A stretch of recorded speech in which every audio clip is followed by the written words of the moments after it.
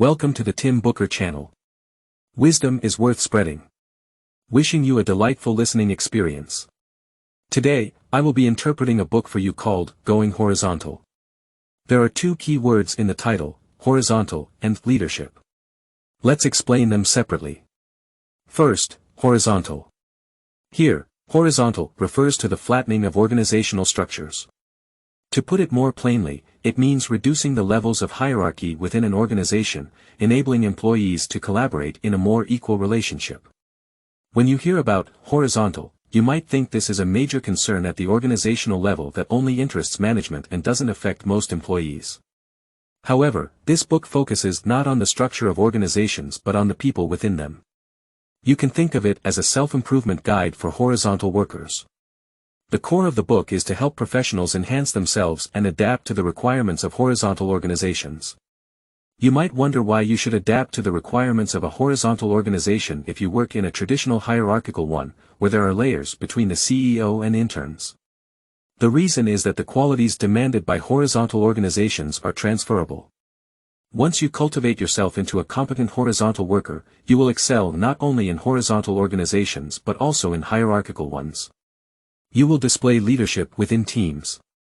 Speaking of leadership, you might think it's a skill required only by those leading teams and that it only works in situations with clear hierarchies. After all, isn't horizontal organization all about equality? So, what use is leadership? In reality, the more horizontal an organization is, the more each worker needs to exercise their leadership. In hierarchical organizations, the relationship between leaders and followers is typically fixed. Leaders can often drive things forward simply by relying on their positions and the power bestowed upon them. Followers usually need only execute tasks assigned by superiors and rarely have the opportunity to initiate anything themselves, so leadership isn't a significant concern.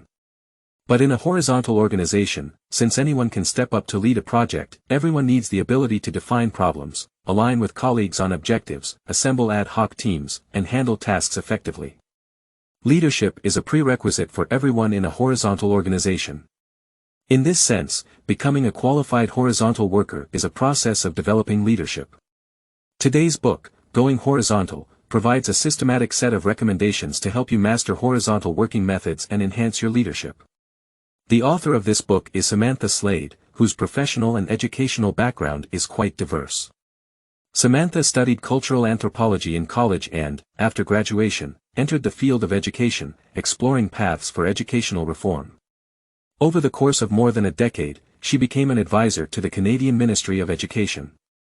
At the age of 40, Samantha left her government job to found a fascinating company that adopted a horizontal organizational structure. This company provides training and consulting services to other companies and organizations, helping them transition toward horizontal practices. You could say that Samantha's company is both a practitioner and a promoter of the horizontal ideology. Over the next decade and more, Samantha's company researched the work cultures of various enterprises and organizations, aiding numerous clients in achieving organizational transformation toward horizontal structures. This transformation included small North American startups as well as large European Union organizations. After transitioning to horizontal structures, these organizations experienced increased efficiency in their work and more creative employees.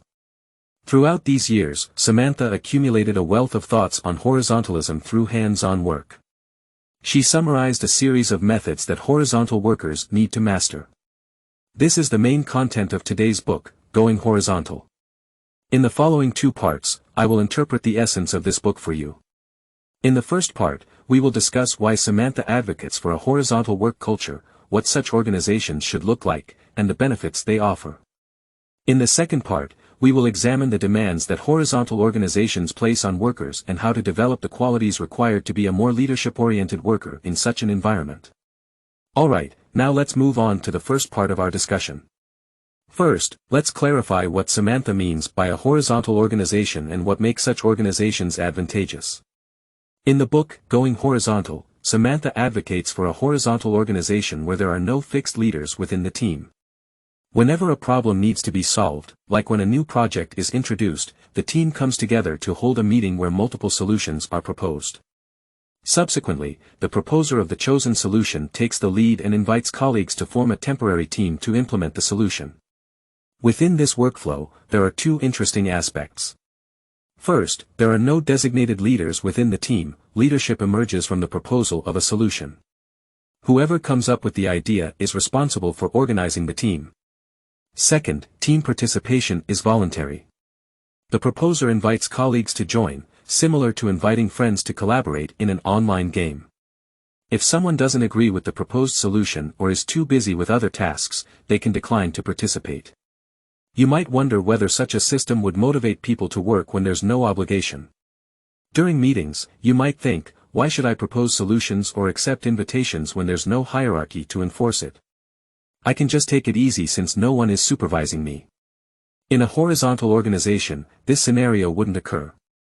Firstly, horizontal organizations have clear expectations regarding the amount of work employees are required to complete. While the term horizontal may sound free-spirited, employees are still expected to work within defined time boundaries.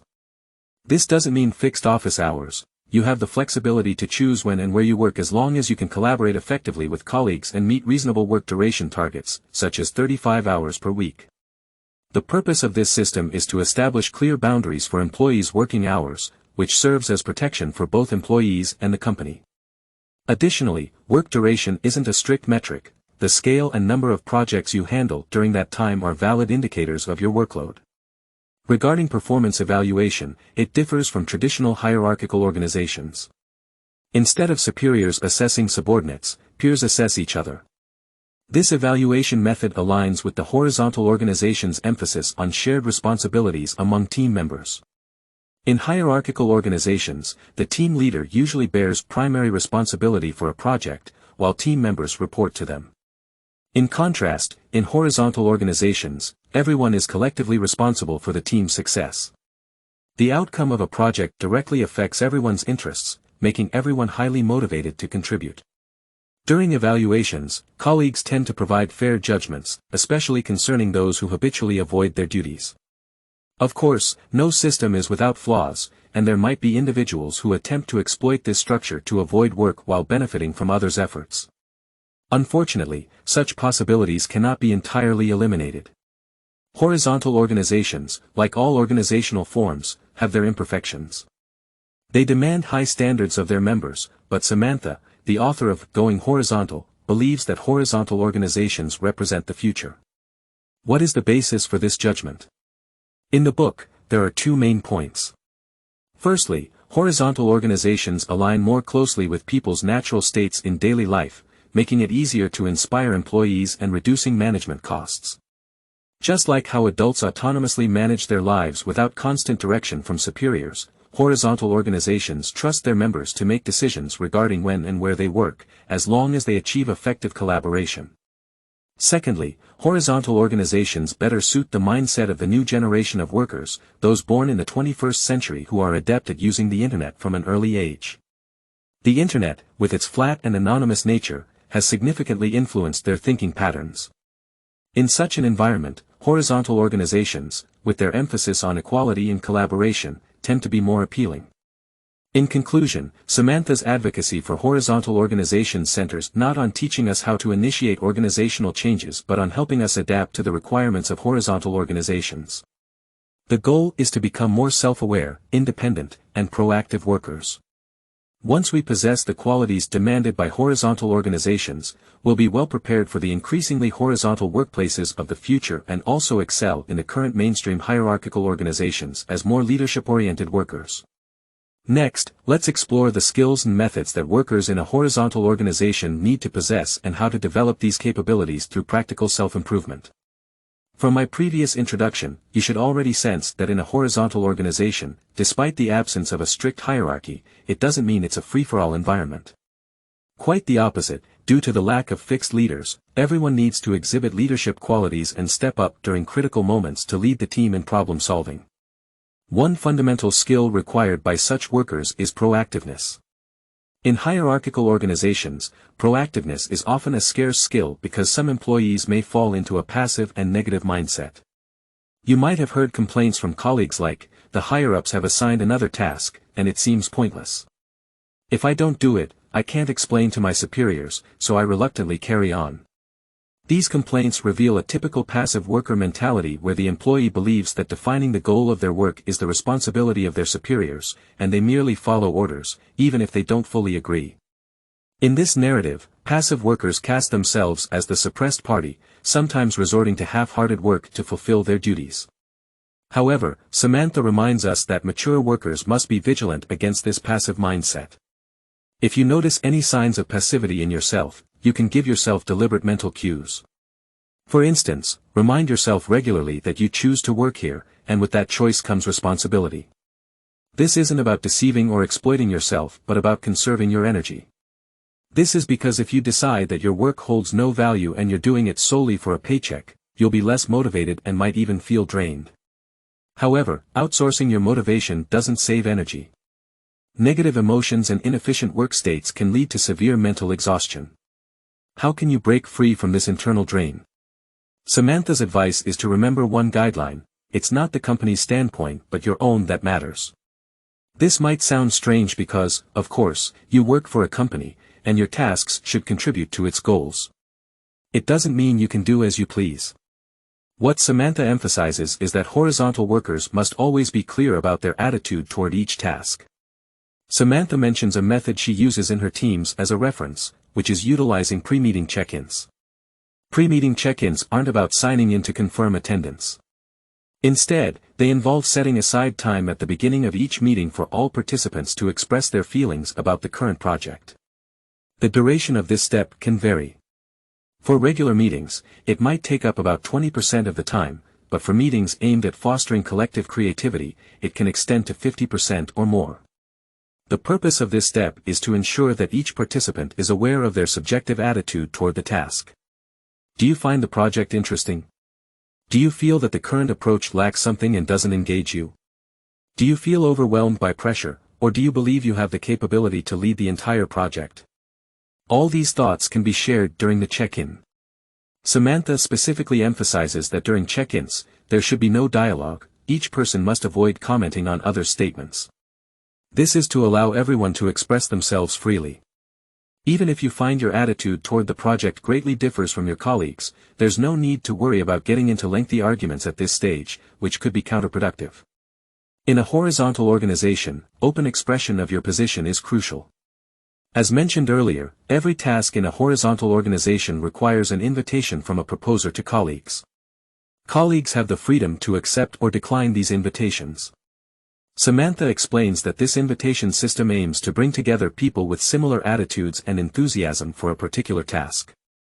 This is what she refers to as frequency, meaning shared expectations and passion for the task. Transparently stating your position, as in a check-in, helps colleagues understand each other and identify those who are on the same frequency as potential invitees. Even in a hierarchical organization, it's beneficial to clarify your attitude toward tasks. Firstly, it helps you overcome the passive worker mindset. Honest self-assessment of your tasks can reveal that they indeed have the potential for valuable outcomes. This can boost your confidence and reduce internal conflicts. Even if your conclusion is negative, you can redefine the task's goals to give it new meaning. You don't have to fully agree with every directive from above, but you can set your own goals within the work, such as establishing contact with potential clients, mastering a new office tool, collaborating with colleagues you haven't interacted with before, or completing a collaborative project. By constantly thinking about how to grow from your work, your proactive work capacity will gradually strengthen. Apart from the ability to work proactively, a qualified horizontal worker must possess decision-making skills. In a horizontal organization, most decision-making processes involve collective participation. Since anyone can become a task proposer, everyone may encounter situations where they need to organize collective decision-making. For those accustomed to hierarchical organizations, collective decision-making in a horizontal setting can be challenging. Transitioning from a single authority to a group decision can raise questions about whose support is needed for effective decisions. Samantha tells us that the process of organizing collective decisions is straightforward and hinges on one key element: defining the boundaries of decision-makers. In other words, when you need to hold a meeting to decide something, you only need to be clear about whom to invite, and the decision-making process is already halfway successful. How do you determine these boundaries? Samantha offers a simple method: ask yourself two questions. First, is there anyone without whom this project cannot proceed? Second, whose interests are affected by the decision's outcome? By answering these questions, you can identify the essential experts required for the task's execution and the stakeholders who will influence the project's results. For example, if you need to lead a collective decision on a personnel change, you would need colleagues from HR and team members affected by the change to attend the meeting.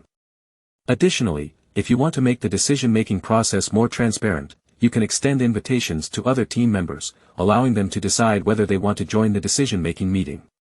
This way, individuals with enthusiasm and constructive ideas will participate, while others can focus on their own tasks, maximizing team efficiency. Once decisions are made, the next step is to lead the team in executing the task. At this stage, it's crucial to handle relationships among team members effectively to ensure that the team you've assembled operates at its full potential. Samantha points out a common misconception: the belief that closer, friendlier relationships among colleagues lead to higher efficiency and that ideally, everyone should be friends. Many leaders try to build such teams by organizing team-building activities, outings, and dinners to foster personal connections. However, Samantha argues that the healthiest colleague relationships are what she calls non-personalized partnerships. If relationships become overly personal, filled with emotions, team communication may be hindered.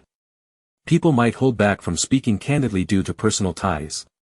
Additionally, friendships can lead to over-focusing on similarities and create homogeneity in opinions. Samantha acknowledges that non-personalized partnerships might result in more frequent conflicts among team members. Still, she emphasizes that conflicts are unavoidable and even necessary in horizontal organizations where individuals are not afraid to voice their opinions or refuse to engage in discussions. Samantha provides a suggestion for handling these conflicts on a personal level. She advises each team member to maintain a trigger journal. A trigger, in this context, refers to something someone said or did that caused you strong negative emotions lasting for more than 7 seconds, indicating that you felt your personal boundaries were violated. Such situations are common in work environments, and failing to identify these triggers can lead to vague resentments. Recording these triggers helps you reflect on them. Samantha recommends sharing your 3 most significant triggers from the past week openly during meetings.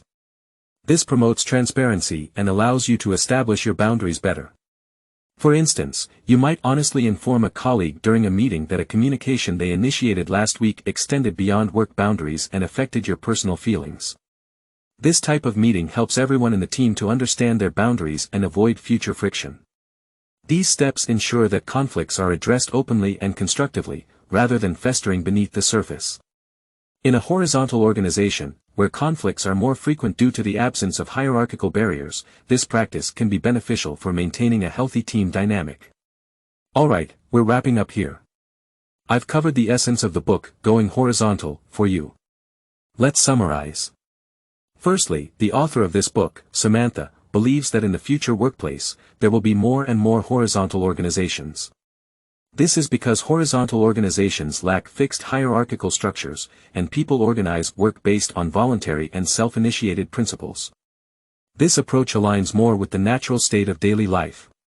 Additionally, in the era following the widespread use of the Internet, horizontal organizations are better suited to the mindset of the new generation of workers. Now, since horizontal organizations might become the future, what kind of work skills do we need to adapt to their requirements? Samantha believes that a qualified horizontal worker needs to overcome the passive work mindset and acquire the ability to work proactively. This means that workers should clearly define their subjective attitudes when completing each task, rather than passively following orders from superiors. Moving on, horizontal workers also need the ability to organize teams for collective decision-making. The key to this step is defining the boundaries of decision-makers and including essential professionals required for task execution and stakeholders who will be affected by the decision. After forming decisions, managing relationships among team members becomes the next challenge. Samantha suggests that healthy colleague relationships should be non-personalized partnerships. You don't necessarily need to become friends with all your colleagues. Instead, you can use tools like a trigger journal to define your boundaries and engage in honest and effective communication. To conclude, in addition to specific skills, going horizontal is, in my view, primarily about adopting a mature, responsible, and proactive attitude towards work. Real leaders can't be passive workers, they must autonomously define goals for their assigned tasks and consider themselves the owners of their work, rather than just subordinates accountable to superiors. Only then can a worker possess true leadership qualities. That wraps up the content of this book. Congratulations on completing another book. Thank you for your support and attention. Please subscribe to the Tim Booker channel, like, and share with your family and friends. Wisdom is worth spreading as we embark on a brighter future. Thank you, and goodbye.